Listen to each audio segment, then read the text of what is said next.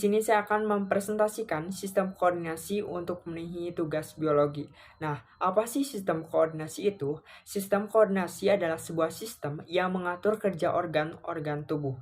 Kemudian, sistem koordinasi atau sistem saraf ini terbagi menjadi 3 bagian, yaitu badan sel atau prokarion, yang kedua dendrit, dan yang ketiga adalah akson atau neurit. Yang pertama adalah badan sel. Badan sel adalah bagian yang menyimpan inti sel atau nukleus dan anak inti sel atau nukleus berjumlah 1 yang dikelilingi sitoplasma granuler.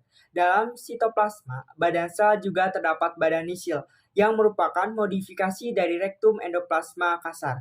Jika badan sel rusak, maka serabut-serabut neuron akan mati. Kedua adalah dendrit. Dendrit merupakan tonjolan sitoplasma dari bagian badan sel. Fungsi dendrit adalah untuk meneruskan rangsang dari organ penerima rangsang atau reseptor menuju badan sel.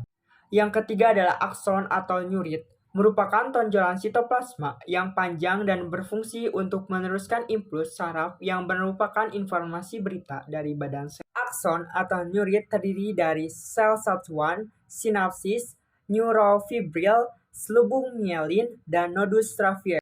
Macam-macam neuron. Yang pertama adalah sensorik atau neuron afferent yang berfungsi menerima rangsang dari alat indera meneruskan impuls saraf ke pusat saraf, yaitu otak atau sumsum tulang belakang. Yang kedua adalah neuron motorik atau neuron efferent yang berfungsi untuk meneruskan impuls dari sistem saraf pusat ke otot dan kelenjar yang akan melakukan respon tubuh. Yang ketiga, neuron konektor yang berfungsi menghubungkan antara neuron satu dengan neuron yang lain. Komponen sistem saraf yang terdiri dari sel saraf, saraf pusat, dan saraf tepi. Mekanisme jalannya impuls yang pertama dihantarkan melalui sel saraf dan yang kedua dihantarkan lewat sinapsis. Berdasarkan bentuknya, sel saraf terbagi menjadi 3 bagian, yaitu sel saraf multipolar. Sel saraf jenis ini kebanyakan ditemukan pada saraf motorik dan interneuron. Yang kedua, saraf bipolar.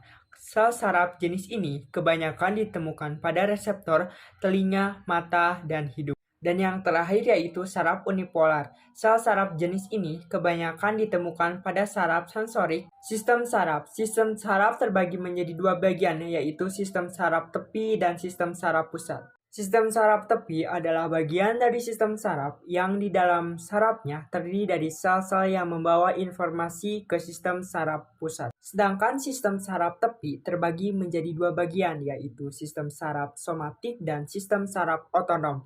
Saraf otonom terbagi menjadi 2 bagian, yaitu saraf efferent yang saraf menghantarkan impuls dari sistem saraf pusat ke efektor.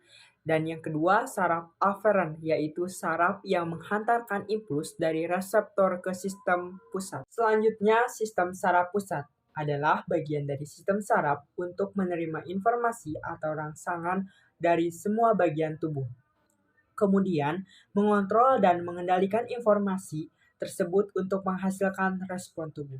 Sistem saraf pusat. Susunan sistem saraf pusat terbagi menjadi 2 bagian, yaitu otak dan sumsum tulang belakang. Sistem saraf pusat terbagi menjadi 4 bagian, yaitu otak depan meliputi talenvalon dan prosenvalon. Yang kedua, otak belakang meliputi mendula oblongata. Dan yang ketiga, otak tengah yaitu meliputi diencephalon. Dan yang terakhir yaitu otak besar. Otak besar terbagi menjadi 2 lapisan, yaitu lapisan bagian luar meliputi korteks dan yang kedua lapisan bagian dalam yaitu talamus dan hipotalamus. Bagian penting otak besar. Yang pertama adalah occipitalis, berperan penting terhadap penglihatan.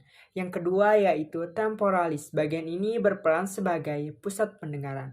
Yang ketiga yaitu frontalis, berperan dalam koordinasi dan pengendalian gerak, otot, dan berpikir, belajar, memori, pandangan terdepan. Yang keempat yaitu lobus parientalis. Nah, lobus parientalis ini berperan untuk menerima rangsang panas.